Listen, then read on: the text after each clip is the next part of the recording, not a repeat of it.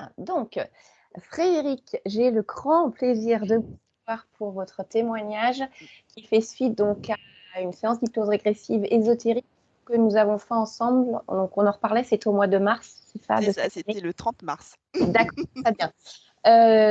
Bien, on avait échangé un petit peu avant puisque vous m'aviez fait un retour déjà, un message vocal en expliquant ce qui se passait. C'est pour ça que je vous avais proposé de témoigner. Mhm. Donc maintenant, je vais vous laisser la parole et vous allez pouvoir nous expliquer justement qu'est-ce qui vous avait déjà amené à demander cette séance, qu'est-ce qui se passait pour vous. Donc D'accord. allez-y. Ok. Alors, du coup, avant même la séance, je voulais un petit peu parler de ce qui m'a amené à là. Et alors moi, ce qu'il faut savoir, c'est que mon histoire, elle est assez compliquée. Enfin, je suis née dans une famille très croyante. Je suis née dans une famille évangélique. Et en même temps, euh, enfin, mon père était un homme marié, donc en fait, je suis un enfant illégitime en fait. Donc tout était déjà assez compliqué. Enfin, on voulait pas vraiment de moi déjà à la base. Et c'est vrai que même la grossesse de ma mère a été compliquée. Enfin voilà, je suis vraiment arrivée dans un moment. Enfin, il n'y a jamais eu beaucoup d'amour ou beaucoup de bonheur autour de moi. Et justement, dans cette religion, donc ma mère étant très pratiquante malgré tout, c'était beaucoup, tout vient de Dieu en fait. Dieu, Jésus, voilà, de toute façon, si on ne croit pas en Jésus, on meurt. Et rien, enfin, tout ce qui venait de bien était forcément une bénédiction de Dieu. Et par contre, tout ce qui était mal, c'était forcément parce qu'on avait péché et que Dieu nous faisait payer, ou voilà. Donc c'était beaucoup cette notion de bien, mal, faire attention à ce qu'on fait, toujours être dans le contrôle. Et donc c'était assez compliqué pour moi. Et malgré le fait d'avoir été, enfin je pense, quelqu'un d'assez docile, c'était jamais suffisant. Je correspondais à rien. Donc depuis petite, je trouvais ma place nulle part, ni dans ma famille, où en plus ma famille était très très maltraitante. J'ai été battue par mon père, par ma mère.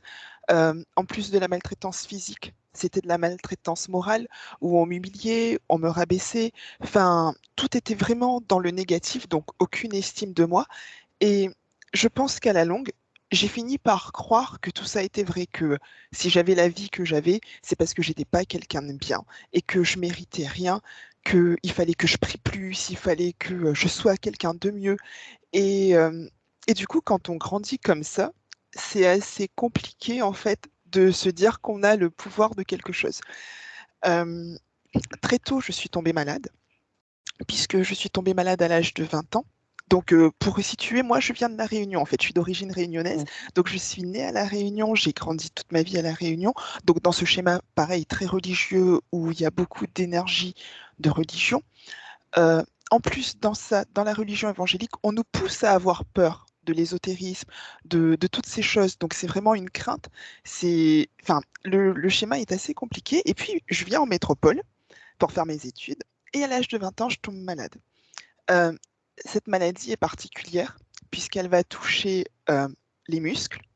Donc, c'est une maladie musculaire, une maladie neurologique puisqu'elle touche aussi les nerfs sensitifs. Et pas que les nerfs sensitifs puisqu'elle a attaqué mes nerfs optiques.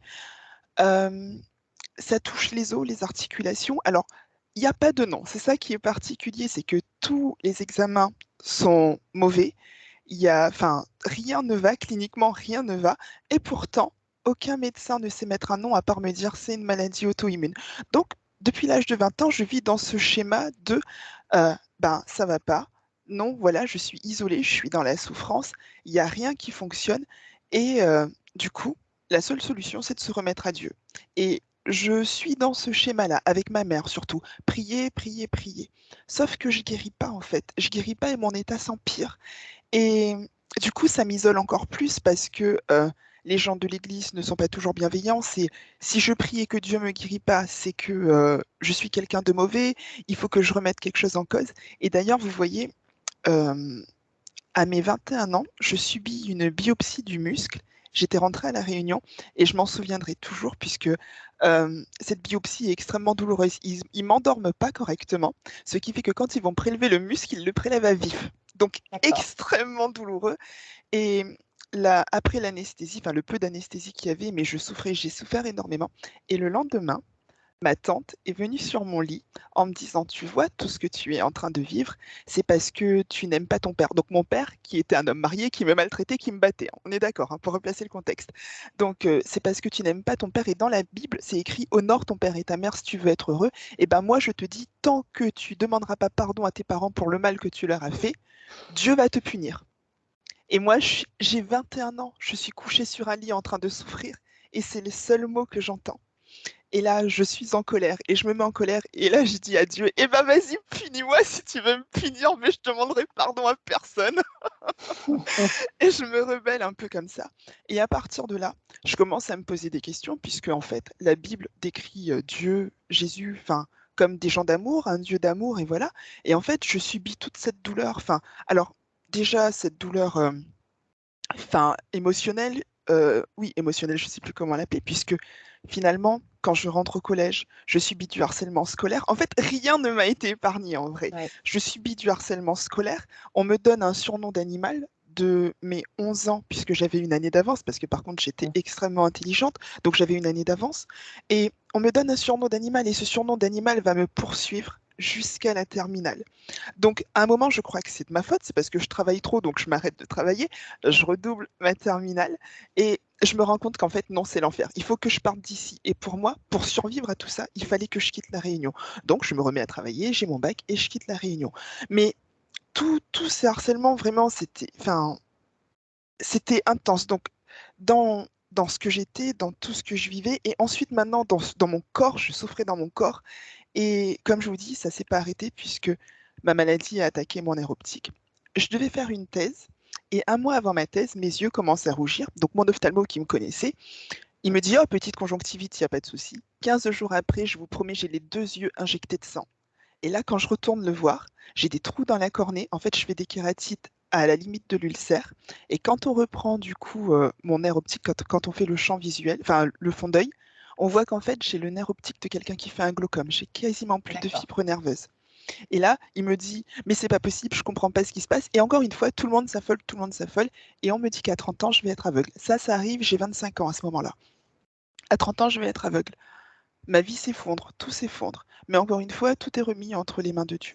Entre-temps, je souffre d'endométriose. J'ai ma première opération d'endométriose à l'âge de 20 ans. On me dit D'accord. qu'il faut surveiller. Donc à 25 ans, ouais, 26 ans, je trouve du travail malgré tout. Je rencontre mon mari. Et du coup, je me marie, j'ai 27 ans. Et là, les gynécos me disent, il faut faire un enfant, il faut faire un enfant. N'oubliez pas que vous avez une endométriose. Et du coup, c'est ce qu'on essaye de faire pendant, allez, franchement, 11 mois. 11 mois, j'essaye. Pourtant, cycle régulier, je tombe pas enceinte. Finalement, mon mari me trompe, s'en va. Ça, c'est en 2013. Oui, 2013. Et c'est en février. Et puis finalement, c'est pas grave, je rebondis parce que j'ai toujours rebondi à tout. Donc, je continue ma vie. Et en septembre, j'ai mal au ventre, mais je suis pliée en deux et j'entends quelque chose éclater dans mon ventre. Et là, je crois qu'il y a un problème. Et j'appelle une amie et je lui dis, je crois qu'il faut que tu m'emmènes à l'hôpital, il y a quelque chose qui ne va pas. Effectivement, j'arrive à l'hôpital, donc personne ne comprend parce que c'est pas une appendicite, il n'y a pas de signe d'inflammation. Donc on me monte au bloc. Et là, quand on me monte au bloc, je passe 4 heures dans le bloc parce que j'ai une masse de 8 cm d'endométriose dans l'utérus. Et l'endométriose s'était pelotonnée sur mes intestins et j'étais en préocclusion. D'accord. Et à ce Ok. moment-là, on me dit, allez, 8 semaines, encore 8 semaines comme ça, je faisais une occlusion et on n'aurait pas pu me sauver. Et à partir de là, du coup, c'est la descente aux enfers, donc 2013, c'est la descente aux enfers, puisque tous les ans, à ce moment-là, je rentre à l'hôpital et je me fais opérer. Et jusqu'à mes 31 ans, je subis 5 interventions d'endométriose. Et j'ai une endométriose de stade 4 avec problème de fertilité, mais plus que ça, du coup, problème digestif, Ah elle oui. touche les intestins. J'avais des nodules sur le foie. Enfin, c'était assez impressionnant. Et à un moment, les choses se calment plus ou moins, puisqu'à 31 ans, je rencontre mon conjoint avec lequel je suis actuellement. Voilà, il sait qu'on n'aura pas d'enfant, on vit notre vie, et puis voilà. Et en 2018, j'ai un nouveau mal au ventre. Je retourne à l'hôpital, on refait les examens, et là, mon chirurgien qui m'avait opéré pour mes 31 ans me dit l'endométriose est revenue à nouveau sur les intestins, il faut tout enlever. Et enfin 2019, c'était 2019, voilà, parce qu'après il y a le protocole de FIV. Et là, comme un espoir, il me dit, écoutez, vous êtes en couple. Est-ce que vous voulez tenter une FIV? Et c'était mon rêve d'avoir un enfant. Donc je lui dis oui. Et là, tout est allé très vite parce que c'est lui qui met tout en place. Effectivement, je suis un cas d'urgence. À ce moment-là, tout se met en place. Donc, euh, Donc, je... Frédéric, ça Oui, veut dire que là, même en ayant cette endométriose qui remontait jusqu'aux intestins, oui, sans opérer tout de suite, il vous propose une FIV oui, ou c'est oui, ça, c'est ça, c'est d'accord. ça. Ok, d'accord. Il me propose une FIV et je sais même pas pourquoi. D'ailleurs, même lui, à un moment, il m'a dit qu'il était fou. Et ensuite, quand mon dossier médical passe entre les mains des spécialistes de l'infertilité et qu'ils voient mon dossier, ils me disent juste, mais votre dossier en temps normal ne serait pas passé. Parce qu'il y a Oui, plein d'examens à faire. Il y a aussi une hormone qui est dosée, je me souviens plus comment elle s'appelle, l'H. Enfin, je sais plus comment elle s'appelle, c'est pour la réserve ovarienne. oui, Au-dessous de 2, le dossier est directement refusé. Je suis à 1,10. d'accord. Donc, pour vous dire qu'en fait, en vrai, de tout Oui, ce qui s'est passé, on n'aurait jamais dû me proposer ça. On n'aurait jamais dû me oui, proposer d'avoir oui. un Pour enfant. ça, j'étais très étonnée. Oui, Mais comme quoi, des et fois, les créations de conscience, c'est si même les médecins ne savent pas pourquoi ils vous ont proposé ça, je c'est vous promets, puisqu'après, quand du coup le dossier passe enfin le dossier passe entre les mains des anesthésistes, de tous les gens qui vont faire les prélèvements, tout le monde me regarde et me dit, écoutez, madame, euh, ok, c'est cool, on tente, mais vous n'allez pas tomber enceinte. Vous tomberez pas enceinte. Et d'ailleurs, pendant le protocole de la stimulation, je fais énormément d'effets secondaires. Je suis même obligée d'être hospitalisée. Enfin, c'est vraiment un enfer, en fait. Et du coup, les hormones vont jouer sur mon foie. Je commence à faire une hépatite médicamenteuse. Donc, il n'y a d'accord. rien qui va. Ouais. Et c'est vrai que mon bébé aurait dû être transféré au mois de novembre. Au final, je suis hospitalisée, donc on ne transfère pas l'embryon. Et tout traîne comme ça. Et à chaque fois, il y a quelque chose à la dernière minute. Le jour J, on oublie de décongeler l'embryon. Enfin, plein de choses comme ça jusqu'au mois de janvier. Et donc, je ne vous dis pas l'état de dépression, je ne vous dis pas l'état dans lequel je suis. Mais à ce moment-là, c'est salvateur pour moi parce que je découvre la méditation. Je découvre la méditation avec Petit Bambou, apprendre à respirer, comprendre les énergies et tout. Donc, je me dis, je peux intervenir sur quelque chose. Et le 8 janvier, on me transfère mon embryon. Et je m'en souviendrai toujours de ce jour. Le médecin me tient la main en me disant, Madame, vous savez tout ce que vous avez vécu. La muqueuse n'est pas assez épaisse. L'embryon risque de ne pas tenir. S'il vous plaît, s'il ne tient pas, ne pleurez pas. Et là, je regarde le médecin et je lui dis, mais si, le bébé va tenir, il n'y a pas de souci, moi je suis confiante. Et à partir de là, je rentre chez moi, mais pour moi, mon bébé est là en fait. Et je lui fais visiter la maison, mais un peu comme une folle, parce que mon conjoint, du coup, qui lui est plus frileux, enfin, il me Ouais. dit, mais qu'est-ce que Oui, tu oui, fais? Qu'est-ce que tu fais? Et tous les soirs, parce qu'il y a 10 jours qui s'écoulent avant le test de grossesse, oui. tous les soirs, je vous promets, je me consacre 20 minutes dans la chambre avec mon bébé et je fais de la méditation parce que j'entends. Alors, je comprends rien de tout ça parce que pour moi, c'est tout nouveau. Moi, à part Dieu, je connaissais rien. Mais je veux croire que l'énergie et tout l'amour que j'ai pour ce bébé va circuler dans mon ventre, en fait. Et 20 minutes tous les soirs. Et je lui dis que je l'aime et qu'il faut qu'il reste parce que je l'aime et que je l'attends. Et je tombe enceinte. Le 10e jour, je vais faire le test de grossesse et il n'y a aucun doute, je suis enceinte. Et explosion de joie, mais qui s'arrête très vite parce que la grossesse va être extrêmement compliquée, bien sûr, puisqu'avec des nodules sur l'intestin, plus le bébé Oui, va grossir et plus il prendra de la place. bien sûr. Et à un moment, ça a été faire attention parce que peut-être que le bébé survivra pas ou peut-être que moi, je survivrai pas. Donc, grossesse très compliquée, mais je suis sereine. Je découvre en fait enfin, je découvre plein de livres qui parlent des énergies, qui parlent de que notre enfant nous choisit ou des choses comme ça. Et là, si vous voulez, je commence à me détacher un peu de toute cette religion dans laquelle j'ai baigné et je veux croire à autre chose. Donc, je vis ma grossesse donc complètement à l'opposé de ce que ma mère aurait voulu, bien sûr. Et c'est pas grave, c'est mon moment à moi, je suis dans mon monde. Et figurez-vous que malgré les opérations, parce que je suis opérée en urgence à 6 mois de grossesse, avec du coup les contractions qui commencent, donc on me dit que mon bébé risque d'être un grand prématuré, et je mets les mains sur le ventre au bloc et je lui dis, mais je suis là, t'inquiète pas, je suis là, tout va bien. Et vous voyez, particulier, enfin, ça a été vraiment très particulier parce que dans le bloc, mon bébé bougeait plus. Elle était là, elle bougeait plus. Et quand je suis remontée dans ma chambre, alors que du coup on voulait mettre des injections de glucose et tout parce qu'elle bougeait vraiment plus, quand on est arrivé dans la chambre, je me souviens, je lui ai dit c'est bon mon bébé, tu peux recommencer à bouger. Et là, elle s'est remise à bouger, on n'a plus besoin de rien. Et on avait déjà cette connexion très très forte et je savais que c'était fort. Et du coup, voilà, grossesse compliquée, mais je suis là et puis plein de questions qui se passent à l'intérieur de ma tête parce que j'ai été battue. J'ai été maltraitée. Et là, je commence à me dire, mais si je suis ce genre de parent, qu'est-ce qui va se passer?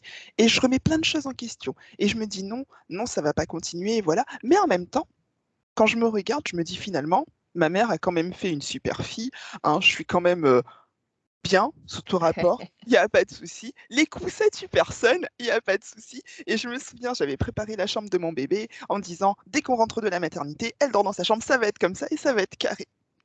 Et puis finalement, je vais accoucher, donc super grossesse finalement, parce que j'accouche à 3 jours du terme, elle était prévue pour le 3 octobre, D'accord. c'est le 28 septembre. Ouais. Bon, déclenchée parce que je faisais de l'hypertension et que là, je commençais à faire de la préclampsie. On la Ouais. déclenche, mais c'est pas grave, j'ai tenu 3 jours Mmh. du terme. Et on la déclenche, et puis au moment de la dernière poussée, on me dit, est-ce que vous voulez la prendre? Et effectivement, je la prends, et c'est ça qui va changer tout le reste de ma vie, en fait. Je la prends, elle a les yeux ouverts, et là, je croise son regard, en fait. Je croise son regard, et je ne peux pas vous dire ce qui s'est passé. Même encore maintenant, j'ai pas les mots, mais je sais juste qu'à ce moment-là, quelque chose se passe en moi, et je me dis, toute cette violence doit s'arrêter avec moi. Toute cette violence ne peut pas continuer. Mila, puisqu'elle s'appelle Mila parce que ça veut dire miracle, ma Mila peut pas avoir vécu tout ce qu'elle a vécu, s'être battue comme elle s'est battue, pour finalement avoir cette vie-là. Et je commence à changer, les choses changent. En plus, période Covid, bien sûr, donc personne à la maternité. On est vraiment dans notre monde à nous. Et puis on rentre à la maison, et là, ben, c'est un peu le conflit avec les autres, parce que ce bébé, finalement, ne m'appartenait pas, il appartenait à tout le monde sauf à moi, c'était pas moi la mère. Ma belle-mère, qui est quelqu'un de très violente aussi, du coup, veut se l'alpaguer, mais là, je sors un peu les griffes, c'est ma fille, voilà. Donc, les relations sont très conflictuelles un peu avec tout le monde, et je comprends pas ce qui se passe, en fait. Je comprends pas, au lieu que tout le monde soit heureux, je me retrouve dans un environnement, mais vraiment rempli de médisance, de jalousie, de je sais pas quoi, je comprends pas. Et puis l'année passe, on va passer Noël chez eux, et très elle, Mila avait le canal lacrymal bouché, donc elle pleurait quand elle pleurait, il y avait des larmes. Et devant tout le monde, elle dit, ah, cette fille, c'est vraiment une pisseuse, elle pleure déjà avec des larmes à 3 mois. Donc, sans compter tout le reste des autres humiliations, bien sûr, qui ne sont pas racontables. Et là, je me dis, mais il y a quelque chose qui ne va pas, je ne comprends pas. Et puis l'année passe, enfin la nouvelle année arrive, et maintenant, avec beaucoup de recul, si je vous raconte tout ça, c'est parce que je pense que c'est important. Je suis dans un magasin en train de faire des courses, donc ma fille, elle a 4 mois. Elle est contre moi dans le porte-bébé, je suis au téléphone avec ma mère et je lui dis, mais maman, mais je comprends pas, pourquoi les gens ils font ça, pourquoi? Et là, ma mère me dit, mais écoute, maintenant il va falloir que tu te ressaisisses. La réalité, c'est ça, ce monde, il est comme ça. C'est un monde de trahison, de médisance, de jalousie, de cruauté, il faut que tu t'y fasses. Et je me souviens m'être arrêtée dans le rayon en lui disant, non mais non, ça, c'est ta réalité à toi. Moi, je vais créer pour Mila une autre réalité, parce que je veux qu'il y ait une autre réalité pour elle, d'un monde sain, d'un monde qui sera bien pour elle et d'un monde qui sera bienveillant. Je pense que ça peut exister. Et à partir de là, ma vie devient un enfer. Mais clairement, D'accord. Et oui. ma vie devient un enfer. Euh, je m'entends plus avec mon conjoint, puisque mon conjoint, ayant baigné dans cette maltraitance aussi, alors souvent je dis qu'elle elle a pas été physique pour lui, elle a été que, morale, mais c'est pas vrai parce que sa mère le frappait quand même, sauf que lui c'est un mec, une grosse carrure, donc il ressentait moins les coups que moi, 20 kilogrammes tout mouillé en fait. Donc mais cette maltraitance est là, et lui il comprend pas non plus parce qu'il est quelqu'un de bien. Finalement, laisser pleurer le bébé ou bien lui crier dessus alors qu'elle a 4 mois ou des choses comme ça, c'est pas normal, c'est enfin, en fait, Oui, il a c'est connu ça, c'est son voilà. fonctionnement, son schéma. C'est assez courant, hein, dans ces cas-là de Mais c'est quand on ça connaît qui que est ça. dingue en fait, c'est que du coup, ça, c'est une normalité. Et Oui, moi, je me retrouve toute seule à ce moment-là contre tout le monde parce que cette normalité n'est plus la mienne en fait. Et je comprends pas comment le dire que c'est pas normal. Et on s'entend plus, il n'y a plus rien qui va. À ce moment-là, puisque j'avais démissionné quand ma fille elle est née pour pouvoir m'occuper d'elle, ben là je recherche du travail et toutes les portes se ferment. Mais quand je vous dis que ça devient l'enfer, mais il n'y a plus rien, aucune compréhension de mon entourage. Enfin, les portes se ferment alors que je suis super compétente, il n'y a rien qui se passe. Le temps passe, en mai, je passe un entretien pour une super boîte et tout, donc trop bien, voilà, cool et tout. Je vais jusqu'à la dernière étape et la porte se ferme à la dernière étape. Et je comprends pas ce qui se passe, je comprends pas. Quelques mois après, dans cette même entreprise, ils cherchent à nouveau un poste à responsabilité. Et là, bien sûr, mon dossier est en haut, il n'y a pas de souci, il n'y a pas de souci. Je vous dis ça, c'est vers juillet, mais à ce moment-là, je suis extrêmement affaiblie moralement parce que entre les confinements, entre les médisances et entre tout ça, je suis vraiment toute seule avec mon bébé, mais toute seule dans tout. Et et je m'affaiblis parce que je suis compris de personne, je suis soutenu de personne, même plus réellement de mon conjoint, il n'y a plus rien qui va. Mais j'essaye de me battre parce que je pense que j'ai toujours eu ce tempérament pour se battre. J'essaye de me battre et je me débat et je vais passer ces entretiens que je réussis avec brio. C'est le dernier entretien, la dernière minute. Et à la dernière minute, je me tire une balle dans le pied avec limite les larmes aux yeux en disant à la responsable, s'il vous plaît, me faites pas de mal parce que j'ai trop souffert. Et là, j'éclate en sanglots. Et je me dis, mais putain, qu'est-ce que tu viens de faire? Et finalement, je me dis, non, mais je crois en moi, si elle veut vraiment de moi, elle me prendra comme je suis. Mais bien sûr que non, elle me prendra pas comme je suis. Et le 28 septembre, parce que c'était le 28 septembre, le jour des 1 an de ma fille, mon téléphone sonne, c'est la RH qui m'appelle et qui me dit, Madame, vous n'avez pas le poste. Et comme entre-temps, il y avait quand même des entretiens à passer, enfin, il y avait non, des tests, test de QI, test émotionnel, enfin, c'était un truc de dingue. Je lui dis, ah, mais j'ai pas réussi le test de QI. Et là, elle me dit, ah non, au contraire, vous les avez explosés. Et ça a été bien là le dilemme pour nous, puisque on a vu vos compétences, on sait ce que vous valez, et on sait qu'avoir un élément comme vous, ça serait important. Sauf que vous avez passé aussi un test de quotient émotionnel, et dans tous ces tests et dans les différents entretiens, on a décelé une grande sensibilité chez vous. Cette sensibilité est un handicap pour nous. En fait, si vous voulez, on veut de tout ce que vous avez dans la tête, c'est juste de vous qu'on veut pas. D'accord. La phrase qui tue, la phrase qui fait Oui. mal. Ma fille a 1 an, je tiens le coup parce que je fais son gâteau, et puis elle va se coucher, et là j'éclate en sanglots. Et là par contre, je vis, enfin c'est vraiment encore plus la descente aux enfers, et je m'en sors plus, et j'ai qu'une seule pensée, mourir en fait. Il faut que je meure, il faut que ça s'arrête. Et à ce moment-là, je découvre un peu le New Age, les anges, tout ça, voilà, parce que c'est soit je meurs, soit je trouve une solution. Je peux pas rester comme ça. Et effectivement, je découvre un peu le New Age, les énergies, je vois des magnétiseurs, je vois des énergéticiens, je vois des gens qui font des soins.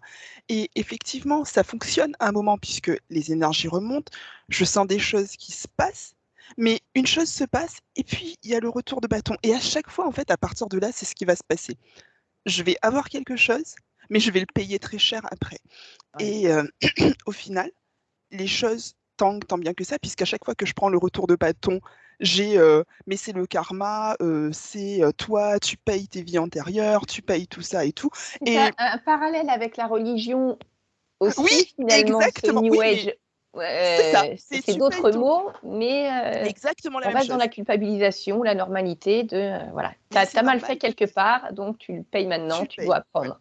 Et là, je vois des médiums et tout qui me disent ça. Et j'ai même une médium qui me dit non, mais là, je vois mes guides me parlent, je vois vos vies, mais vous avez été un homme violeur, abuseur d'argent, enfin, que des trucs dégueulasses en plus.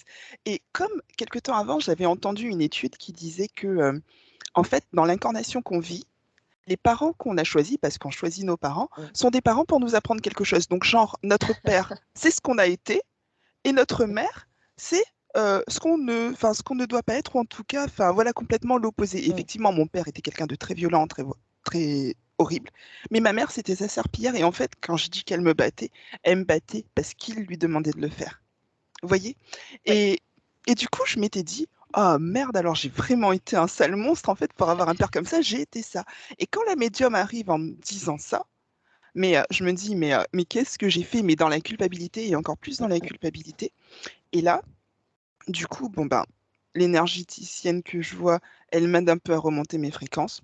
En avril 2022, j'arrive à avoir un travail, donc je me dis, ok, c'est cool, donc ça va, les choses changent, nettoie mon karma. Et en fait, pas du tout. Cette entreprise, mais c'était une prise en ce truc de dingue. Mais c'est pas grave parce qu'à ce moment-là, les choses se maintiennent. C'est pas confortable, c'est pas ce que je veux, mais je reste dans ma zone de confort, de souffrance. J'ai l'habitude, donc ça me Oui, gêne pas. vous pouvez le gérer à peu près, ça. Voilà, je le Ouais. gère, puisqu'en plus, les horaires sont confortables, ça me permet de m'occuper de ma fille, je suis à 2 minutes de la maison, et je sais que c'est pas bien, mais je reste dans ma zone de confort. Et je suis en intérim de mars jusqu'à novembre, et ça se maintient. C'est cool, il y a des fois, j'arrive même à rigoler et tout. Donc, au moment de signer le CDI, Je suis désolée, Frédéric, je rigole parce que quand on a connu des choses difficiles comme ça et qu'on en arrive à dire c'est bien, j'arrive même à rigoler parfois. Donc tout va bien. Ouh. ouais, mais c'est ça le pire, en fait, c'est que Je finalement, sais, on je se sais. dit, on se dit, Non, mais finalement, ça va, c'est cool. Oui, Attendez, c'était une entreprise où il y avait un arbre de Noël pour ma fille. Oh, ma fille, elle a vu le Père Noël et tout. Non, que bah demander voilà, de plus? voilà, que Voilà. demander de plus à ce moment-là, effectivement. Eh oui. Et en novembre, je signe mon CDI. Et là, je pense qu'en fait, à ce moment-là, je suis prise dans un CDI et je pense que toutes ces petites interférences autour de moi comprennent que maintenant, je suis bien dans la boîte. Et là, tout se déchaîne. Et franchement, quand je vous dis que tout se déchaîne, des gens qui me toléraient plus ou moins ou qui me parlaient, mais me tournent le dos, mais ça en devient même, non plus, ne même plus me parler, parce que là, c'était l'isolement complet, en plus dans un open space. Vous imaginez, on parlait à tout le monde sauf à vous. Donc, déjà, ça, c'est l'enfer. Mais ce qui m'a le plus blessée, c'est qu'on en était arrivé à dénigrer mon travail et dénigrer, du coup, à ce moment-là, ce que j'étais, ma valeur profonde. Du coup, novembre, je comprends pas ce qui se passe, je comprends pas les guides. J'ai beau leur demander, mais qu'est-ce que vous faites, les gars? Oh oui, qu'est-ce que vous faites? Où est-ce que vous êtes? Mais là, plus aucune réponse. Et je rencontre quelqu'un qui fait des études karmiques. Et elle me fait mon étude karmique, donc pareil, hein, beaucoup de souffrance, pacte de ceci, pacte de cela. Ce que je veux bien croire sincèrement à un moment. Et le 31 décembre, je défais tous ces pactes. Et je dis, je les défais. Mais à ce moment-là, j'entends parler de Nathalie Knepper. C'est là que je la découvre et que je découvre ses travaux. Et surtout, je découvre la HRE où elle dit que il faut aller, du coup, dans la conscience pour vraiment défaire les choses. Parce que quand on le dit comme ça et tout, ça reste que dans le physique. Les choses ne se défont pas. Et si on est interféré, on ne peut pas se désinterférer. En tout cas, dans son discours, moi, je comprends que moi, je ne peux pas. J'y arrive pas. Ouais. Et à ce moment-là, donc très vite, parce que par contre, souvent j'entends des gens qui disent qu'ils ont des problèmes euh, pré-HRE, tout ça et tout. Bon, peut-être que ma vie c'était tellement la merde de toute façon qu'on pouvait Que pas vous faire n'avez pire. pas vu la Ouais, différence, voilà, voilà. on est d'accord. Et j'ai une session très rapidement avec Gaël. Et ma session se passe le 2 février avec Gaël. Effectivement, on fait la session et je comprends tout, enfin tout est clair, tout est. Et ce qui est même assez impressionnant, et ça je vais le dire à mon conjoint qui lui n'est pas du tout dans ça, mais qui par contre me soutient, je lui dis, mais c'est dingue parce qu'elle est allée voir ma conscience et j'ai l'impression que ma conscience me ressemble, elle parle comme moi, enfin, il y avait vraiment quelque chose de similaire. Et effectivement, ma conscience est interférée, tout ce qui est dit, tout ce qui est, voilà, c'est beaucoup de souffrance. Ma conscience est libérée, il n'y a pas de souci. Mais à la fin de cette HRE, je sais que moi, moi, Frédéric, je souffre énormément. Et je rebondis pas, en fait. Je pleure de tout ce qui m'est arrivé, je pleure de tout ce que j'entends, je pleure de tout ça. Et au lieu de me ressaisir, je me ressaisis pas.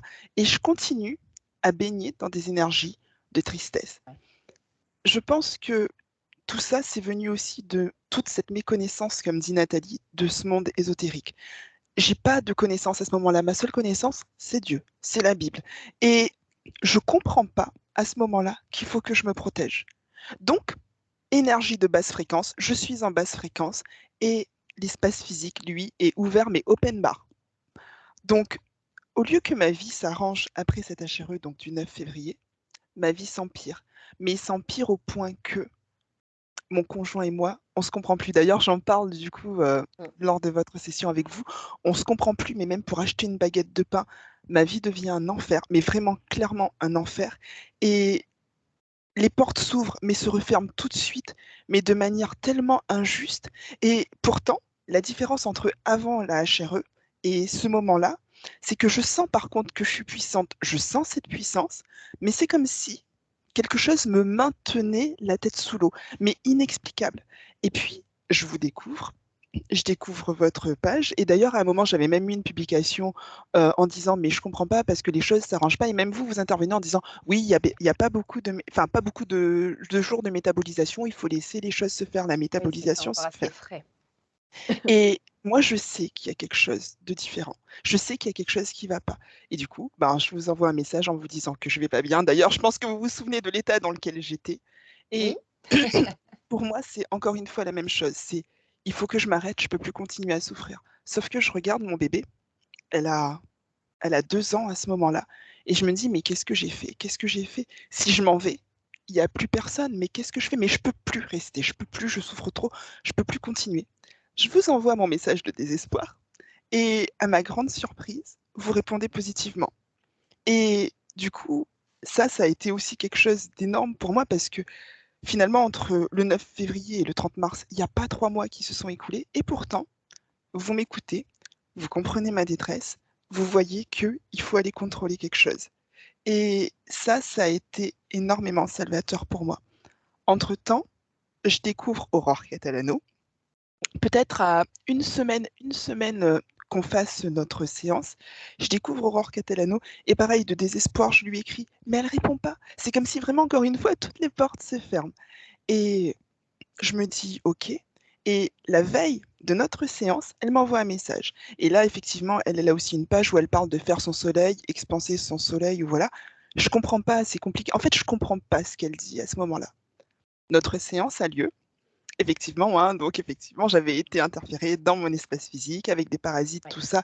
Et tout ce que je vivais, cet enfer, du coup, avait un nom, enfin, s'expliquait. Et à un moment, le dragon qui du coup avait pris possession de ma partie physique, euh, Stéphanie le canalise. Et je sais pas si vous vous en souvenez, à un moment, elle lui dit, ouais, trop bien, j'ai un corps et tout. Et à un moment, vous dites à Stéphanie, bah Stéphanie, montre-lui. Et là, bon, bah, elle lui fait la misère, mais tout en silence et tout, machin, et il souffre. Et cette image, j'ai resté, je me suis dit, waouh, elle sait faire ça. Mais comment on fait ça? Et finalement, dans cette session, ben, ce dragon, il me viole. Et quel dégoût pour moi. Mais à un moment, enfin, franchement, à la fin de cette session, je suis dégoûtée, mais je me dégoûte de tout ça. Et comme un espèce d'esprit de revanche, je me dis, mais plus jamais ça. Et cette session a été salvatrice pour moi parce que de vous voir faire, bon, de toute façon, en plus, ma conscience, elle était un peu, ma partie subliminale était un peu partie créer des mondes, elle m'avait un peu abandonnée, mais du coup, de voir comment vous avez mené cette session, de voir ce que Stéphanie pouvait faire, je me suis dit, si elle peut le faire, je vais le faire. Je sais pas comment on fait ça, mais on le fait. Et j'ai eu une espèce de rage à l'intérieur de moi.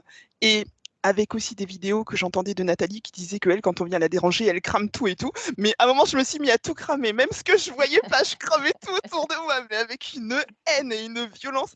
Mais je cramais, je cramais, je cramais, je cramais. Et finalement, j'ai réussi à créer une espèce de protection autour de moi. Après, du coup, Aurore Catalano m'a suivi. Enfin, j'ai fait des séances avec elle. Et elle faisait plein de masterclass où elle expliquait, du coup, faire son soleil, se protéger, expanser son soleil. Euh, Elle expliquait aussi que dans l'espace physique, tout le monde, les interférences peuvent nous atteindre et qu'il faut se protéger de ça. Et que souvent, ils passent aussi par d'autres personnes. Et bah, ces gens, c'est même des fois comme s'ils étaient hypnotisés, ils savent même pas pourquoi ils le font, donc ça vient même Bien pas d'eux. sûr. C'est Et leur oui. interférence en Mm, fait. Et qu'il mm. faut se protéger de ça et s'expanser même sur ces personnes, mais sur ce qui nous concerne en fait, pour Mm. cramer un peu tout ça. Et je sais pas comment je le fais, mais je le fais. Et je comprends que à ce moment-là, je suis trop blessée parce que je suis blessée, hein, ma vie c'est un enfer Mm. et je suis blessée et je suis triste. Et si je reste dans ces basses fréquences sans me protéger, je vais me faire réinterférer. C'est obligé, c'est comme ça. Ils ne me demanderont pas la permission. Donc, la première étape pour moi, c'est de créer cette protection autour de moi. Donc, de créer ce fameux dôme, comme Aurore l'appelle. Je crée ce dôme et quand je suis en sécurité et que je me sens en sécurité, je commence à me guérir, à guérir mes blessures d'injustice, blessures de l'abandon. Je découvre l'EFT avec Aurore. Je fais de l'EFT parce que je pense que par contre, tout est engrammé dans mes cellules. Enfin, je veux dire, tout ce travail est vraiment réel. Il s'en va pas comme ça, en fait. Non, non, ça, je Et suis bien d'accord. C'est pour ça que je le rappelle souvent aussi, j'en profite pour le redire, que même si on travaille sur le subconscient, même si on désengramme des choses, il faut du temps. Et que des thérapies complémentaires, comme ce soit le FT, le MDR, peu importe, ça peut être vraiment un plus parce mm, qu'on a vécu des choses qui sont. Le corps, il parle. Et c'est oui, ça qu'il faut faire sortir aussi. Même si on comprend, qu'on met des mots, qu'on verbalise, le corps, lui, il ne réagit pas de la même manière. Et c'est là l'intérêt aussi de ce que vous avez fait. on est totalement Ouais. d'accord. Mm. Mais vous voyez, en fait, cette session de HRE avec vous, pour moi, était importante parce que autant la première a libéré ma partie subliminale, il n'y a pas eu de souci, mais c'est à votre session, en fait, que je comprends, comme si du coup ma conscience me parlait, ou bien les questions que j'avais pas posées la première fois, ben, du coup, je les pose. Et à un moment, je sais pas si vous vous souvenez, j'avais ces deux voix dans ma tête, donc mon mental et tout, et puis j'avais cette voix qui me rassurait. Et vous aviez déjà la réponse, mais vous posez la question à ma partie subliminale pour moi, et elle va dire lors de ma session, mais ces deux voix, c'est moi avec mes émotions, donc le mental, et puis la voix qui la rassure, c'est aussi moi. Et elle dit, mais c'est pour ça, du coup, comme je suis là, ben, je suis partie faire autre chose, enfin, j'étais là, quoi. Et au moment de la session, ça, je ne le comprends pas de suite. Mais voilà, elle revient, voilà, elle va agir de manière optimale et je pense que c'est ce qu'elle a fait puisque après, comme je vous dis, bon, le FT, je me protège. Et pareil, je cherchais un travail. Et à ce moment-là, au moment de notre session, 2 jours après, je passe un entretien qui se passe super bien, trop génial et tout. Mais la porte se ferme. Sauf que quand la porte se ferme, au lieu de pleurer et de m'anéantir, je me dis non, il y a un problème, il faut que je fasse différemment. Et là, je réentends tout ce qui se passe dans la session et je réentends surtout parce qu'à un moment, je dis partie subliminale, mais aide-moi, mais qu'est-ce que tu fais? Et à ce moment-là, j'entends cette partie de session qui dit mais ta voix qui te rassure, c'est moi. Ton mental, c'est moi. Et là, comme un déclic, je me dis, allez, on va calmer le mental, parce que de toute façon, la voix qui me rassure, c'est aussi ma partie subliminale, donc j'ai le même pouvoir créateur. Et bien, partie subliminale, va créer tes mondes, fais ce que tu as à faire, c'est bon, je prends le relais. Et je prends le relais et je vais maintenant créer. Et comme je pense que rien n'arrive par hasard, le soir même, Aurore fait une masterclass où elle parle de tableaux de visualisation et de pouvoir de création. Oui. Et je vous parle de ça et je vous donne la date parce que c'est important, parce que ce sera le 15 mai. Et cette date est importante parce que le 24 mai, je vais avoir 39 ans. Et le 15 mai, j'entends parler de tout ça. Et là, je prends mon papier, je fais mon tableau de visualisation. Donc, comme je suis assez organisée, je veux pas plein de trucs, là, je veux juste un travail. Donc, je fais un tableau de visualisation pour mon travail. Et j'écris, au lieu de mettre des images ou quoi, j'écris des phrases. Donc, tout ce que je veux pas, je sais que je le veux pas, donc je le transforme en ce que je veux. Je veux une responsable compétente, je veux des gens bienveillants, je veux telle chose. Et puis je mets même mon salaire. Et fait important, je mets je veux que ce soit mon cadeau d'anniversaire. Donc 15 mai, 24 mai. J'en parle à Aurore. Elle me dit rien, mais je sens en plus, parce que je commence à ressentir un peu les énergies, je sens qu'elle est tendue et tout. Et je comprends pas, mais c'est pas grave, je continue. Et bien, je vous promets, le 20 mai, on m'a appelé. C'est une boîte de recrutement qui m'appelle en me disant, écoutez, on a vu votre CV, est-ce que vous êtes intéressé? Pas de souci. Je passe l'entretien le 23 mai, la veille de mon anniversaire. Je passe l'entretien et là, j'arrive dans un environnement où c'est comme si tout était bienveillant. Enfin, les énergies sont vraiment très, très bonnes. Et surtout la RH, mais elle le cache même pas. Je deviens son coup de cœur, mais je le vois de suite. Enfin, Oui. et du coup, de tout ce que je suis, ma sensibilité, tout, enfin, ma passion, parce qu'à un moment, elle le dit, mais quand on vous voit, vous êtes quelqu'un de passionné, donc on aime ou on n'aime pas. Mais nous, on aime ça. Et à ce moment-là, donc après 2 heures et demie d'entretien, donc ça a duré, Bel entretien. ouais, je sais que j'ai le poste, parce qu'en plus, je devais voir que la RH et pas la responsable. Et au final, elle appelle la responsable parce qu'elle veut que la responsable me voie maintenant, et c'est maintenant. Et du coup, quand je sors de là, je dis à mon chéri, je fais, j'ai mon cadeau d'anniversaire, j'ai mon boulot. Mais le temps passe. Le temps passe parce qu'il voulait quelqu'un en plus de rapidement. Donc moi, je pensais que j'allais avoir la réponse de suite, de suite, de suite. Et au final, alors, je faisais mon anniversaire avec mes copines, pareil, le 18 juin. J'adore les dates, c'est un truc de dingue. Mais plus rien ne se passe entre le 23 mai et le 17. Et 2 jours avant, le 17 juin, c'était un vendredi, mon téléphone sonne, je passe la deuxième étape. Je passe la deuxième étape de l'entretien. Ok, nickel et tout. Donc le 17, la veille du 18 où je fêtais mon anniversaire avec mes copines. Et du coup, effectivement, ben voilà, l'entretien se passe et je sais que j'ai le poste. Cette fois-ci, c'est le lundi qui me donne la réponse. Donc je vais passer mon petit anniversaire tranquille et tout et j'attends la réponse, mais je le sais que j'ai le poste. Et là commence à se poser plein de questions parce que je me dis, mais est-ce que je suis vraiment prête à quitter mon travail parce que c'est quand même confortable, parce que les horaires sont confortables, les gens sont cons, mais au final, j'arrive entre-temps à canaliser un peu les énergies des fauves. Donc tout cet enfer que j'avais vécu, finalement se calme, les gens changent Oui, dans votre littéralement. ancien travail, enfin dans le travail dans lequel vous êtes encore, c'est ça? Bah, du coup que j'ai Ouais. quitté, voilà, mais c'est ça, mais oui, c'est ça. Et Oui, vous étiez encore à l'époque. de l'enfer que j'avais vécu, du jour au lendemain, pareil, les choses changent et les gens qui me détestaient se mettent à me parler, mais même à trouver que je suis compétente et que je suis même cool. Ah non, mais vous voyez un peu Ouais. la différence, un truc de dingue. Non, mais franchement, souvent j'y pense et je me dis un truc de dingue. Et du coup, je me dis non, mais finalement, c'est bon, les choses se sont calmées et tout, je peux rester. Et je ne sais pas ce que je dois faire. Le lundi, on m'appelle, effectivement, j'ai le poste. Et ce qui est le plus dingue, c'est qu'au niveau du salaire, ils n'avaient pas le budget pour le salaire que j'avais demandé. Et je me suis dit, oh pétard, je vais devoir négocier. Et au final, quand la RH m'appelle, elle me fait écouter, voilà, Frédéric, on a vu, c'est vous qu'on veut, vous, et tous les points qui étaient sur le tableau de visualisation, ding, ding, ding, ding, ding, tout c'est clair. C'est tous les points, on coche tout, et on coche le salaire. Et là, je Vous avez me ouvert dis, les budgets. truc de dingue. Et donc, je suis OK, et voilà. Et puis, je vais pour donner ma démission. Et là aussi, un truc de dingue se passe. Ah, c'était le lundi que je devais donner ma démission et je dors et je vois quelque chose. En fait, je me vois et je sais que c'est pas un rêve. Je me vois aller donner ma démission à mon N+1 et mon N+2 et là, ça se passe très mal. Il m'insulte, il me rabaisse. Ouais, je suis une profiteuse. Voilà, ça va pas se passer comme ça, tout ça, tout ça. Et je me réveille et le réveil sonne 5 minutes après. Donc, on est le matin.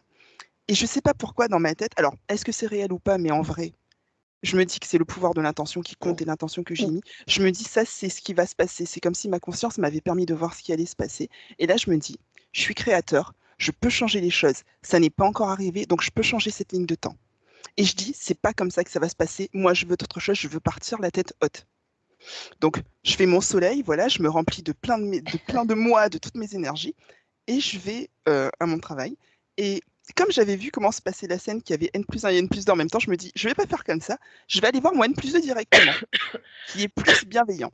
Donc là, je lui annonce, je lui dis que je pars. Et effectivement, les choses se passent différemment. Du coup, N+2 est au courant, N+1 arrive, on en parle, c'est bon, c'est fait, je pars. Est-ce qu'on peut te retenir? Non, vous pouvez pas me retenir. Donc voilà.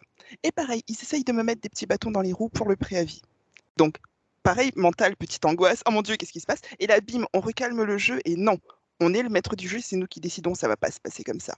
Et j'aurai mon préavis, j'aurai tout ce que je veux. Donc, je vais voir la RH. Et là, je lui explique un peu la situation. Et elle me dit, on est vraiment triste de perdre quelqu'un comme vous, mais on vous a assez emmerdé. Effectivement, on ne vous embête pas pour votre préavis, vous avez tout ce que vous voulez. Et figurez-vous que maintenant, avec beaucoup de recul, c'est pour ça que je donne toutes ces dates, parce que c'est important. Au moment M, on ne s'en rend pas compte de tout ça. Mais au final, au moment où j'ai donné ma démission, de la manière dont ça s'est passé, ça m'a permis de tenir mon préavis pour avoir tout le mois d'août payé. Mon préavis s'est terminé. Il me reste juste une semaine puisque je commence vendredi dans mon nouveau boulot. Et ma fille a eu le temps de faire sa rentrée à l'école, de tout faire bien. Je serai payée quasiment entièrement et il n'y aura eu aucun manque. Et tout s'est goupillé parfaitement. Donc voilà. Et ça, c'est pour la partie boulot qui était importante. Mais entre-temps, dans ma vie, j'ai appris à faire des soins quand j'avais des petits bobos, voilà, donc plein de petites choses. Mon pouvoir créateur, je le mets dans plein de petites choses du quotidien, parce qu'en fait, en vrai, on n'a pas, en tout cas à mon niveau, pour le moment, j'ai pas besoin de faire des miracles, de faire ceci, de faire cela. Moi, je veux juste améliorer ma condition de vie. Et je crée pour améliorer ma condition de vie. Donc, vous voyez, un truc un peu futile, entre guillemets, mais qui était important. J'étais de mariage chez mon cousin dans le Nord, en plus, il y a 2 semaines.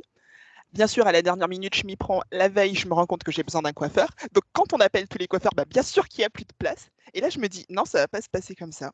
Je fais mon soleil, je m'expanse et je dis, je suis capable de créer une opportunité. Et la prochaine personne que j'appelle va avoir une place. J'appelle. Elle me dit, ah, vous savez, c'est compliqué et tout. Je fais, oh, s'il vous plaît, c'est pour un mariage. Et là, elle me dit, écoutez, si vous venez à 12h30, il y a une place. Il y avait une place. Donc, vous voyez, ça peut faire sourire, hein, cette expérience, parce que c'est assez futile, j'aurais pu me coiffer moi-même. Mais non, j'avais envie d'être belle. Et du coup, voilà, dans chaque petite chose, en fait, j'arrive à y mettre mon pouvoir de création. Et ça change la vie. Et vous voyez, alors que mon conjoint et moi, on était vraiment au bord de la séparation, mais depuis la naissance de ma fille, ça n'allait pas, ça n'allait plus, on ne se comprenait plus. Et bien aujourd'hui, on a retrouvé notre équilibre.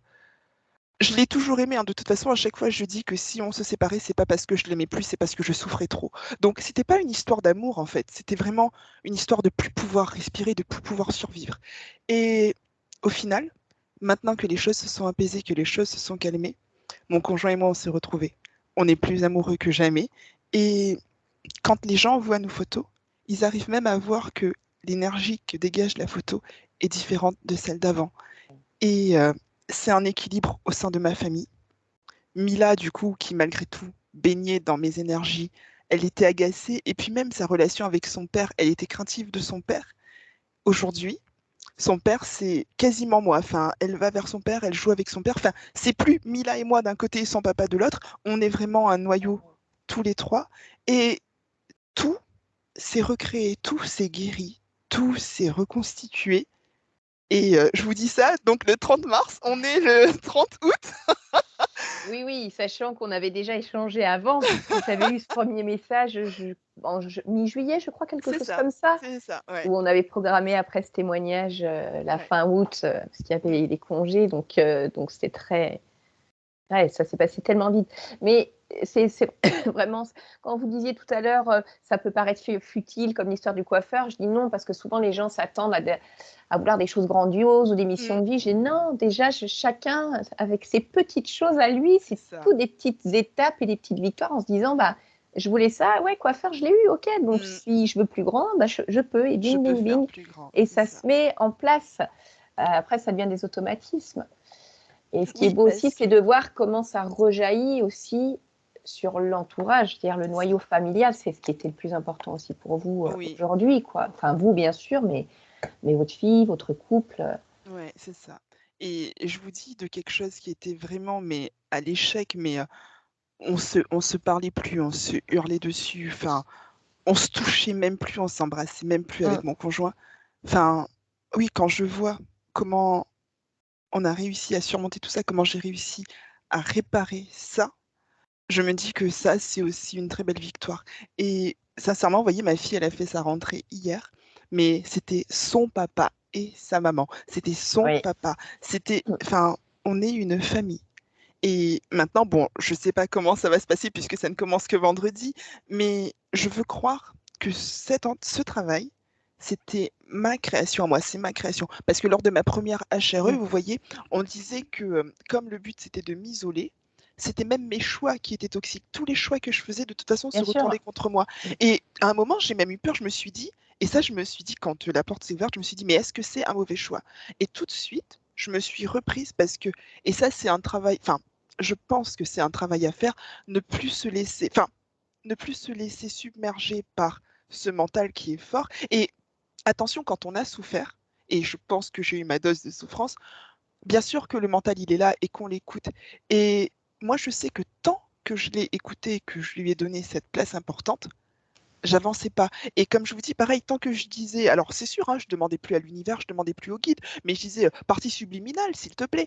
Et en fait, non, non, quand j'ai compris que moi, Frédéric, dans cette incarnation, j'avais ce même pouvoir et qu'à un moment, il fallait que j'arrête de demander à X, Y, même si c'était mes petites parties de poupées russes à moi, non, je peux le faire. En Oui, fait, c'est vous. les choses ont bougé là, en fait. Et mon mental, bien sûr, enfin, parce que là, je vous raconte le beau, le positif de tout ça, mais bien sûr que dans toute cette période, il y a eu des moments de doute, il y a encore des moments de doute. Bien sûr. Mais c'est non, on laisse plus ça. Alors, on accueille l'émotion. Vous voyez, hier, la rentrée de ma fille, j'ai pleuré. En plus, elle pleurait. Alors, j'étais là, mon Dieu, mais qu'est-ce que je fais? Mais c'est horrible. Et puis, en fait, non, c'est pas grave. Ta fille, tu vas mettre tes énergies, tu vas la protéger et tu vas l'aider à aller mieux parce que maintenant, ça, tu sais faire. Et du coup, ce mental qui avait l'habitude de s'affoler pour tout et pour rien, même lui commence à être un peu plus cool maintenant et à se laisser faire, vous voyez? Donc, Ben mais oui, c'est un exercice. on se reprogramme. Mais C'est ça. effectivement, c'est pas facile. Non, Ça demande vraiment une pratique quotidienne, en fait. c'est ça. Quand on a fonctionné comme ça pendant des années, on ne peut pas, juste parce qu'on a fait une séance, croire que notre mental va fonctionner différemment en un claquement de doigts. C'est ça. Et c'est du travail et c'est pas simple. Mais en tout cas, ça se fait. Oui, La et ça, preuve. mais exactement. Et je vous promets, après notre session de HRE, quand du coup j'ai commencé à être avec Aurore, je me suis dit, mais je vais jamais y arriver, mais je peux pas. Enfin, j'avais 38 ans à l'époque, mais en 38 ans, ça a jamais marché, ça marchera pas. Et à un moment, je me Ouais. suis ressaisie, je me suis dit, mais laisse-toi une chance. De toute façon, tu as tout essayé. Laisse-toi juste une chance et fais ces exercices qu'elle te dit. Tu vois, ton soleil, fais-le. Alors, ce qui était marrant, c'est qu'au départ, c'est super dur à visualiser. Mais on essaye et ça prend 5 minutes à visualiser cette boule qui est du plexus, cette lumière qui s'étend. Allez, ça prend 5 minutes et on est là et on galère. Et au final, maintenant, c'est instantané. Je fais mon soleil, Ouais. je suis autour, je m'expanse. Et tout ce qui était compliqué au départ devient naturel maintenant. Et, Et du coup, c'est en ça que je trouve que finalement, c'est magique et ça devient magique parce que Oui. à ce moment-là, j'ai réussi à même m'entourer. Alors, même quand j'étais interférée, finalement, j'ai réussi à ce moment-là à placer les bonnes personnes aux bons endroits. Alors, bien sûr, il y en a qui m'ont aidé et puis qui sont partis parce que de toute façon, je pense qu'ils ne devaient pas rester. Il y a eu un énorme tri. Souvent, ce que j'entends aussi beaucoup dans les gens qui souffrent après une HRE, c'est je me retrouve toute seule, je suis seule, ma vie est vide, il y a le vide autour de moi. Et je veux que les gens ils sachent que moi, ce vide, je l'ai connu parce que j'avais quand même une mère, mon conjoint avait un frère, une famille, on avait une famille toxique, mais on était entouré, on a toujours été entouré de gens. Et à un moment, j'ai traversé l'enfer et en traversant l'enfer, je me suis retrouvée déjà toute seule avec mon bébé, mais même la marraine de ma fille, c'est ma meilleure amie de 8 ans d'amitié où elle avait des enfants de qui j'ai pris soin. Et puis ma fille est née et cette amitié s'est arrêtée là en fait. Et il y a eu beaucoup de pertes, il y a eu beaucoup de souffrance, beaucoup de solitude. Mais souvent, je prends l'exemple d'une bouteille et je me dis, OK, ma bouteille, elle était remplie d'eau boueuse. J'ai voulu changer l'eau et j'ai voulu y mettre de l'eau claire. Mais si j'avais gardé ne serait-ce que la moitié de cette eau boueuse, j'aurais eu beau mettre de l'eau claire, l'eau aurait été boueuse. Donc, pour avoir une bouteille d'eau claire, il a fallu que je vide l'eau boueuse. Alors, bien sûr, j'ai vidé l'eau boueuse, donc avant d'y remettre de l'eau claire, la bouteille s'est retrouvée vide. Et elle a été vide, mais c'est pas grave puisqu'au final, en étant vide, j'ai pu la remplir d'eau claire. Et à chaque fois que j'ai été désespérée de cette solitude, c'est ce que je me suis dit. Je me suis dit, ne pleure pas, tu es juste en train de vider ta bouteille d'eau boueuse. C'est pas grave, mets-y de l'eau claire. Et aujourd'hui, ma plus grande victoire, ou en tout cas là où je suis le plus heureuse, c'est que ma bouteille a été vide et maintenant elle est en train de se remplir d'eau claire. Et mais quelle joie de me dire que là, les gens que je rencontre, alors il y a toujours des personnes toxiques, mais comme je sais le Bien voir sûr. maintenant Mm. et je ne veux plus, tout de suite ça s'arrête. Je n'accepte plus dans ma vie de personnes toxiques ou de personnes qui ne m'apportent rien. Donc ma bouteille se remplit lentement, mais sûrement d'eau claire. Et si voilà, si ce que je dis peut aider d'autres personnes qui se retrouvent dans la solitude, qui se retrouvent dans des moments d'incompréhension où il y a encore beaucoup d'injustice, voilà, moi je veux juste dire que je suis l'exemple parfait de, de toute cette merde d'interférence et de tout ça, et qu'on peut s'en sortir. Et si on m'avait dit à mes 39 ans que ma vie aurait littéralement changé, mais je l'aurais même pas cru moi en Bien fait. sûr. Donc, C'est donc exactement voilà. ça. Souvent, c'est je vois pas, ça fait 40 ans que c'est comme ça, c'est Mm, foutu, ça changera pas. Et puis je vois ma famille, on est tous comme ça, donc de toute c'est ça. façon, c'est dans les gènes et blabla et blabla et ben non. C'est ça. Et le plus dur, Mmh. c'est de tenir parce que vous voyez, bon, ma mère est quelqu'un de très toxique et pour guérir, parce que par contre, ça, c'était important. Et souvent, je repense à toutes les Mmh. thérapies que j'ai faites, donc des thérapies hors ésotérisme, hein, même des psys Ouais, ouais. classiques. Quand je racontais mon histoire de maltraitance, tous les psys me disaient, il faut couper les ponts. Ils avaient même dit que j'avais développé un syndrome de Stockholm, que j'avais réussi à développer de l'amour pour mon bourreau, mais que je guérirais pas. Et souvent, je me disais, bah, il faut que ma mère meure, en fait, et quand elle mourra, je m'en sortirai. Et quand même, Je enfin comprends. voilà, le but est de ne souhaiter la mort de personne parce que par contre, même si on n'a plus de contact, je veux pas qu'elle meure et je veux pas de malheur pour elle. Mais à un moment, il a fallu faire ce choix et j'ai coupé. Ça a été compliqué parce que Mmh. c'est ma mère quand même. Et souvent, voilà, je pense que ça revient me titiller. Alors, je sais pas si c'est de la co-création, je sais pas comment ça s'appelle, mais ça revient me titiller, surtout que là, on était il y a 15 jours à un mariage de ma famille. Bon, ma mère n'était pas là, mais elle a vu les photos de Mila, alors on m'a dit qu'elle était triste, ceci, cela. Et bien sûr que, mais je tiens bon, je sais pourquoi j'ai pris cette décision. Et elle va pas changer, elle n'a pas changé. Et elle n'en éprouve pas le besoin. Alors, pour que moi je me protège maintenant, que ça soit égoïste ou pas, hein, quel que soit ce que les autres pensent, au final, ben, aujourd'hui, c'est moi qui compte. Et tant que moi je vais bien, ben, je sais que du coup, ça va rayonner bien autour de moi et ma famille première, du coup, c'est Mila et mon conjoint. Donc, si je me remettais quelque chose qui allait abaisser ses fréquences, j'aurais fait tout ce travail pour rien. Alors, bien sûr, c'est compliqué de couper les ponts, c'est compliqué de couper les ponts avec des gens qu'on aime, mais je pense qu'à un moment, c'est utile de le faire. Et tant qu'on reste aligné avec ce qu'on fait et pourquoi on le fait, bah voilà, je pense qu'après, d'autres opportunités s'ouvrent, d'autres chemins se font et voilà. Très long Eh bien, témoignage.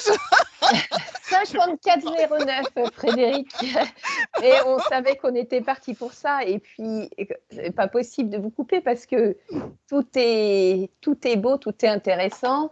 Bon, la bouteille, autant dire que je pense qu'elle va ressortir, celle-ci. Voilà, magnifique. Non, mais voilà, merci parce que vraiment, vous avez pu expliquer d'où vous veniez, tout ce qui s'est passé, les difficultés que vous avez rencontrées, comment vous avez rebondi. Et des exemples comme ça qui peuvent aider. Donc, merci vraiment. Alors, je voudrais juste rajouter un petit truc et après, je vous laisserai. C'est juste quand je vous disais que j'aimais bien les dates, pourquoi je vous ai parlé de ce petit magasin où il y avait ma fille de 4 mois en disant que j'allais changer ma réalité. En fait, ça aussi, c'est important parce qu'à ce moment-là, j'étais interférée, je ne le savais pas encore. Et souvent, j'ai cru que même quand on était interféré, on ne pouvait pas créer des choses. Et en fait, je me suis rendu compte, alors déjà, mon conjoint, même à la base, ça aussi, mais alors mon conjoint, je ne sais pas s'il est interféré, il n'est pas dans ça. Et comme il me respecte et que tout va bien, je ne le mêle pas à ça. Mais vous voyez, mon conjoint, quand je l'ai rencontré, c'était je veux quelqu'un qui soit comme ça, comme ça, comme ça. Je n'accepterai plus autre chose. Et j'ai rencontré mon conjoint que j'avais créé. Alors bien sûr, on a eu des difficultés, mais voilà.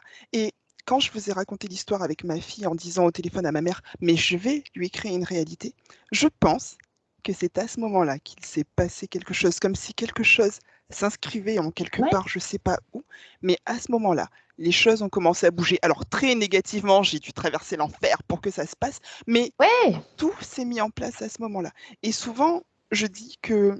Alors, j'étais tombée sur quelque chose qui disait que alors, à ce moment-là, c'était l'univers, c'était du New Age. Désolée, mais je pense que c'est quand même vrai. Dit, l'univers te fait passer par de tels chemins parce que si tu n'avais pas autant souffert et que tu étais resté dans ta zone de confort, tu n'aurais pas voulu changer.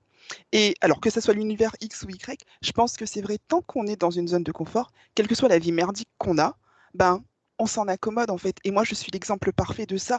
Ma vie était horrible. Enfin, franchement, cette incarnation, elle était dégueulasse. Mais j'ai réussi à survivre à tout ça et tant qu'on m'avait pas poussé dans mes retranchements, j'aurais pas changé. Il a fallu passer par là. Ouais, vraiment plonger pour dire c'est ça. Stop, j'en veux plus là. Là, il n'y a plus de zone de confort à un moment. Ouais, voilà. C'est ça. Et puis de toute façon, c'est pas confortable. C'est quoi cette merde? On change tout. Et voilà. Et reprendre son pouvoir. Et ça, c'est important. Et vous voyez, aujourd'hui, alors que j'ai baigné dans la religion, pour moi, il n'y a plus ni Dieu, ni diable, ni ange, ni rien. Il y a juste moi. Et souvent, on dit, mais l'univers, mais ceci, mais cela. Alors, je me souviens, j'ai posté un truc sur Aurore en disant, mais l'univers, c'est moi. Je suis l'univers. Et quand on dit Dieu, c'est moi. Oui, je suis, c'est ça. Donc voilà, qu'est-ce qu'on pense de l'univers? L'univers, c'est moi. Et je crée ma vie maintenant. Et c'est pas orgueilleux ce que je dis. Hein. Vous voyez, dans mon discours, attention, ne voyez pas de l'orgueil ou quoi que ce soit. Alors moi, forcément, je vais pas avoir de l'orgueil parce que je sais exactement comment ça fonctionne. Et heureusement qu'on doit être fier et qu'on doit savoir la puissance qu'on est capable de mettre en œuvre, bien sûr. Et c'est ça. Et quand on prend ce pouvoir et qu'on prend pleine conscience de ce pouvoir, en fait, les choses changent. Et aujourd'hui, je suis la plus heureuse du monde. La plus heureuse d'avoir croisé votre chemin parce que sans vous... Alors, à la fin de notre session, Stéphanie m'avait dit la conscience aurait fait quelque chose à un moment. Sincèrement, je ne sais pas si elle aurait fait quelque chose. Je ne sais pas si je lui aurais laissé le temps de faire quelque chose. Je sais juste que j'ai eu besoin de croiser votre route et... mais quelle bénédiction cette HRE a été pour moi. C'est là où quand même, c'est là où je vous coupe Frédéric, c'est que la conscience, de toute façon, elle agit forcément quelque part à un certain niveau. Et cette séance qui s'est créée là, ensemble, voilà, c'est aussi une création de sa part et une de la vôtre aussi parce que vous vouliez que ça change. Donc, ça s'est créé de toute façon. Et vous voyez, ça a été une bénédiction pour moi parce que c'est à ce moment-là. Attention, je ne dis pas que Gaëlle avait mal fait son travail. Au contraire, elle avait fait un très très bon travail. C'est moi qui n'avais pas réagi comme il fallait. Et comme je n'avais pas réagi comme il fallait, vous êtes arrivé, vous m'avez permis de comprendre des choses. Aurore, donc grosse pensée pour Aurore Catalano pour son accompagnement, sa bienveillance pour tout. Et comme je vous disais, toutes les choses se sont mises en place pour que je rencontre les bonnes personnes. Voilà, c'est exactement ça, quoi. Et c'est pour ça que des fois, quand j'ai des personnes qui ont déjà fait des séances avec telle autre personne, où je sais que le travail a été fait exactement, mais que c'était pas exactement encore le bon moment pour la personne, qu'il y avait encore des choses à comprendre, je dis c'est pas grave. Quand on me dit heureusement que maintenant je vous ai trouvé vous, mais ça aurait pu être l'inverse. C'est juste que des fois il faut poser un deux petits cailloux avant, voilà, du petit gravier avant d'y aller. Et Gaëlle faisait exactement partie de ce chemin aussi pour vous emmener ailleurs et vous donner le temps de comprendre, de rebondir, voilà. Quand on n'est pas prêt, on n'est pas prêt des fois. Mais je pense que c'est ça, c'est que que j'étais pas prête. Voilà, c'est ça. À différents niveaux. Il y avait le problème de compréhension et puis pas prête complètement. Bon, Frédéric. Allez, ça y est, c'est fini. Allez, je vous laisse, je vous libère. Merci. Non, mais pour vous, il n'y a pas de problème. Hein. Frédéric, je ne sais pas si les gens écouteront jusqu'à la fin, du coup. Je suis persuadée que oui, Frédéric. Je suis persuadée que oui. Alors, je vais dire aux gens qui ont écouté jusqu'au bout, vous mettrez bien des commentaires pour Frédéric, pour la remercier pour son magnifique sourire et sa belle énergie. Voilà, je veux qu'il y ait du commentaire derrière parce que une personne rayonnante que j'ai beaucoup appréciée, que j'apprécie beaucoup, avec qui je suis contente d'avoir fait cette séance, comme avec beaucoup d'autres, mais voilà, là particulièrement. Bien, Frédéric, on va arrêter l'enregistrement. Oui. Hein, vous ne coupez pas tout de suite. Voilà. Et puis, bien sûr, je rappelle aussi à tous ceux qui ont fait des séances avec moi que s'ils souhaitent témoigner, ils peuvent bien sûr le faire en me contactant par les différents réseaux ou par ma boîte mail. Allez.